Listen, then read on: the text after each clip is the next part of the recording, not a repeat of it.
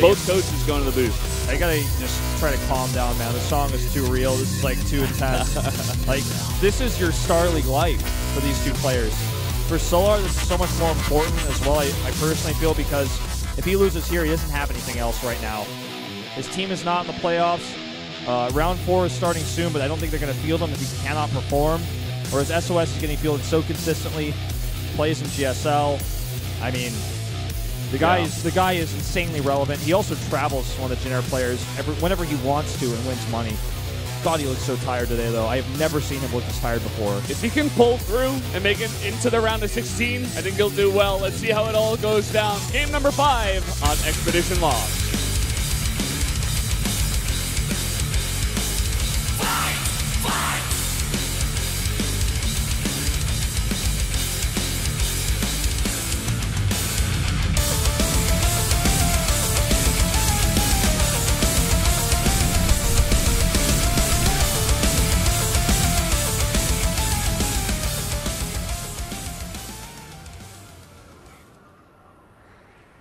Here in the top right in the blue, our Protoss player from the generic Green Wings, it is SOS.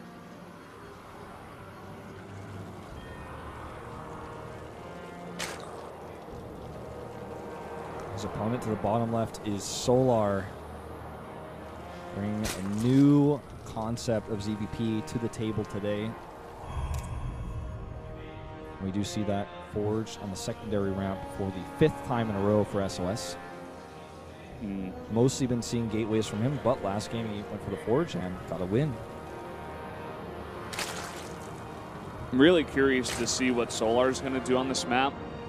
I wonder if that style, if he can make that work here, or is he just going to go for gold base, or proxy hatch outside the ice door. I think he's just checking to see if it's forged, to be honest. I think. We'll see. We have seen crazier things happen on this map. Goes past the gold bases. Yeah. No shenanigans tonight. Yeah, I'm just checking for the forge. At least initially. Uh-oh. Doesn't make a hatch. Okay, he makes the hatch. No. Oh, it's like the drone's going back.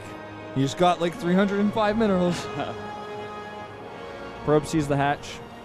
Everything is normal. He sees the gate as well as the opening, so he knows that it's going to be early stalker pressure, just like before, most likely. Yep, both players see both builds of their opponents. And we should just transition into a pretty normal game here. What? Pool block. Ouch. Wow. Man, you played StarCraft in the era of walling at the top of your ramp versus Zerg with a gateway and a cyber core with a little wall where like there's a little ramp. You know that feeling when like a drone gets to your base and you just can't make your core and you're like, I have to make this building right here and there's a drone in my base? Yeah. Oh man, I've raged so hard at that. That is just... I'm glad that's not really relevant anymore, to be honest. Yeah, me too. Well, I mean, the thing is, too, like, these players, neither of them actually played in that era, so I was going to say SOS gets revenge for all process everywhere, but he joined after that was out of the meta. Yeah. Woongjin stars SOS back in the day. Been around for a very long time. Yeah. And there's a lot of great process to come out of that team. You know, flying, for example, went out very early on in StarCraft 2. Did not last very long. I think just played in that one dual tournament OSL, and then after that, decided that Star 2 was not for him. But, you know, SOS, flying, rain, really the top 3 processes to come out of Kespa very early on and adapt. The elephant in the room argument proven true to a certain extent. All right. The mothership core, couldn't remember the name of it for some reason. For a second. I'm like, the big thing that makes Zerg units die and flying get slow. chandelier. Oh, that's pretty accurate. Yeah. I don't know. I've heard it from someone else. It didn't come from me. Oh, that lane comes right through the gap and actually survives. Wow. Probes they just walked by. They let it happen. They're part of the problem. Yeah. Unfortunately, he's not really gonna. It's too early for him to really see much. So will be killed. Right then was the Stargate timing. If it was going to be a Stargate, so he was like, oh god. I wish I came in like 1 second later, but then the Stalker would have blocked me. Yeah. It's going to be Robo, so Like you said, we see a lot of all-ins by Protoss on this map. They've kind of tackled the map as, I need to all-in here, need to kill the Zerg, not play late game versus Zerg on this map if I can help it. Who is it on this map that did the 36 probe Immortal Gateway all-in with a bunch of Zealots? Like 1 century. Was this in Pro League or? I think it was Pro League Silver match. I don't remember, but I do remember the game. I don't remember which player it was. It must have been SOS, right? I mean, actually, that's crazy enough as it is. If it was in the playoffs, it would have been SOS. It's funny because he's the one who's playing now. Warp Prism on the way. Wow, Nexus Cannon to kill an Overlord. That might have been a misclick. No, actually, I think intentional. Oh, what? Wow. Stalker! See, that's what the Korean commentators do. I copy them. Good job. Good job. That was really on point, actually. Oh, a DT drop. I did not see this one coming. This is a plot twist. It really is. I don't think Solar is going to be expecting this, to be honest. He sees the 2 gates. That's about it. He's like, what are you hiding? With the... like, using a Nexus Cannon to kill my Overlord. Something fishy is going on. So there is a Warp Prism coming across the map with the probe. He's going to drop it down here, make the pylon.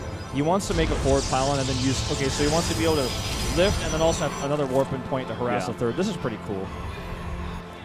That's where the DTs are going to come in. Yeah, very common spot for the pylon. It's hard for the Zerglings to get all the way around there. He's trying to go for the snipe here on the Queen, but just Zealots not going to be able to do it. Now the road just pops out. Should be enough to defend here. Yep, just wants to draw the attention to these Zealots in the Warp Prism and away from DTs. The lair is almost done. There's going to be an Immortal follow-up after he forces the, he's going to kill some drones. He's going to force Larva to be used to remax the drones, and then the Immortal follow-up is going to be so much stronger. It's a tempo-based play. Here come those DTs, 3 of them, and he's likely going to split them into 3 locations to make sure. He might just go for the hatchery, in fact. Maybe just for the drones, I suppose. Totally knock out the economy here of Solar. Well, he needs to target them. Just like putting on the whole position. That is definitely not the best way to micro them. Actually, that was pretty bad. Now he's going for the hatchery finally and trying to draw Solar back to deal with these Zealots at the same time. I'm not sure if that Overseer is going to be ready. I don't think so. Oh, man, he needs to target these. Oh, boy. It's going to lift them. Turns out the Overseer would have been ready, though. But, again, that hatchery is weak. So maybe he can come by for another pass. He could have warped in DTs at the natural while he sent the Overseer over there, which is what it looked like he was going to do it. And that's definitely what Solar thought because he made extra Overseers. This is a terrible position for SOS. He did basically no damage. His micro, as a player who frequently does DT drops and all-ins, was not as good as it could have been. Yeah, we talk about this condition a lot today. It just doesn't look so good.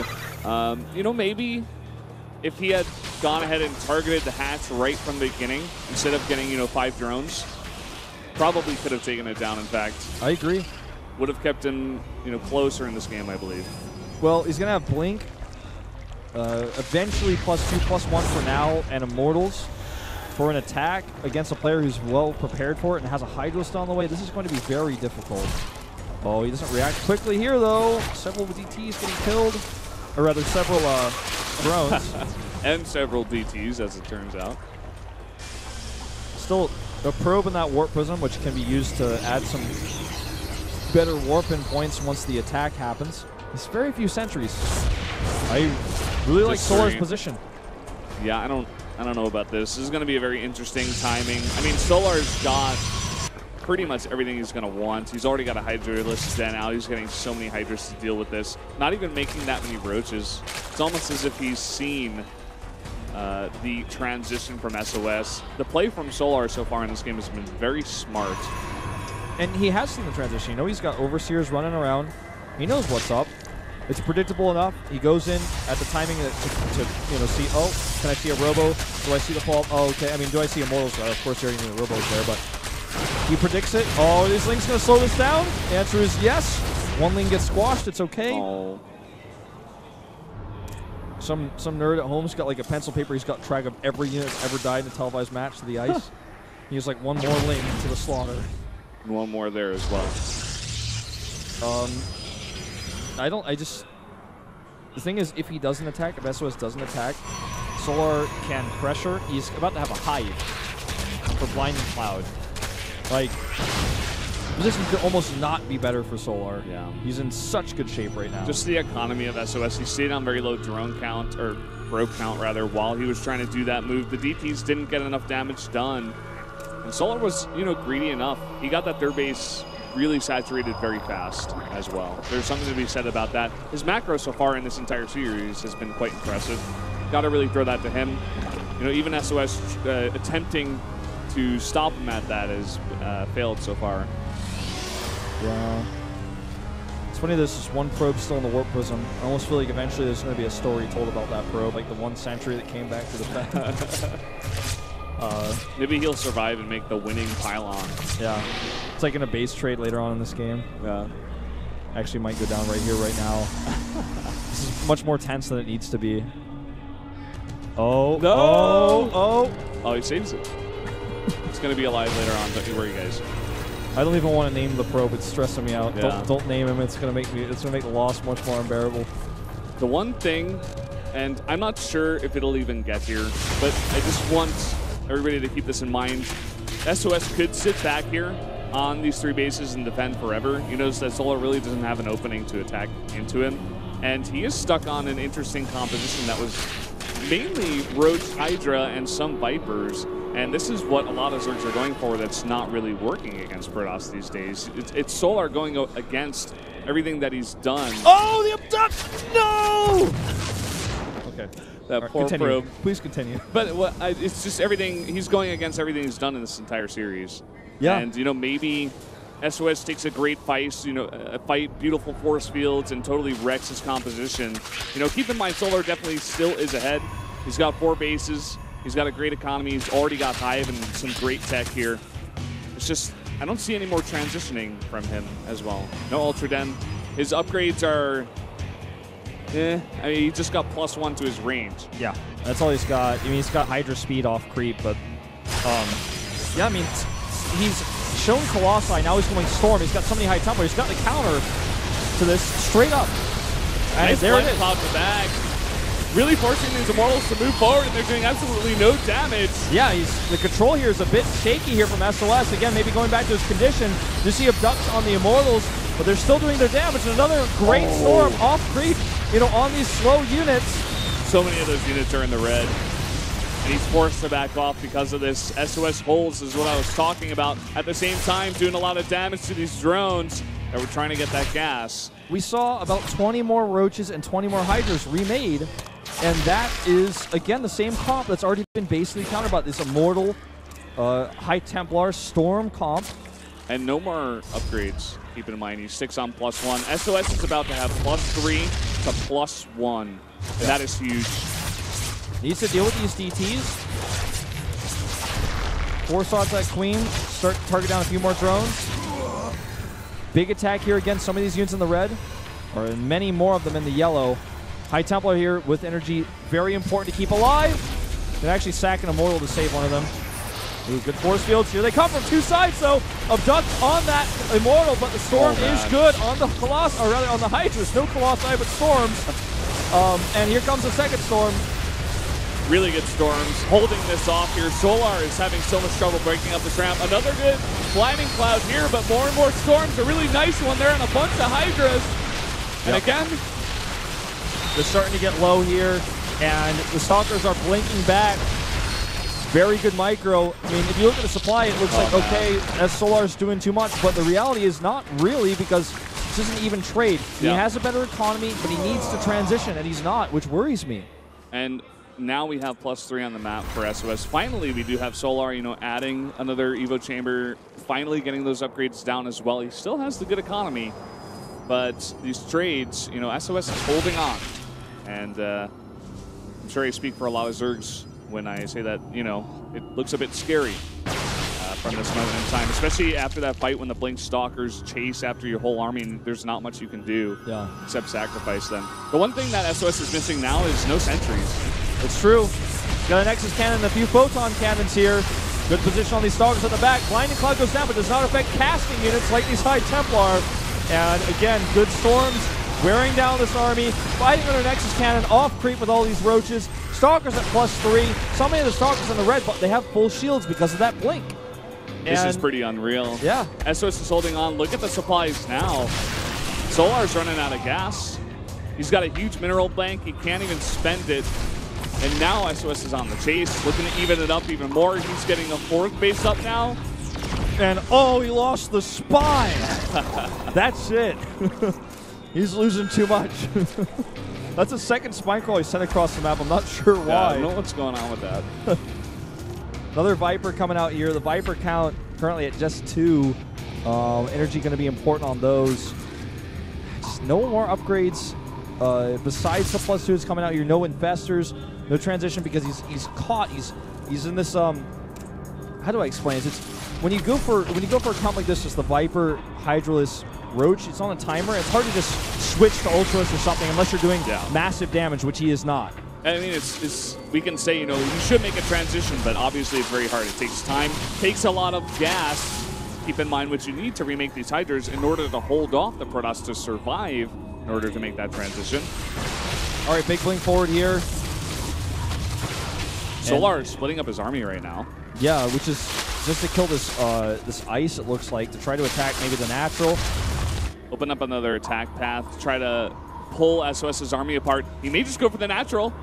This might be the most one-sided fight yet because it's the closest these two have ever been in supply since this game started.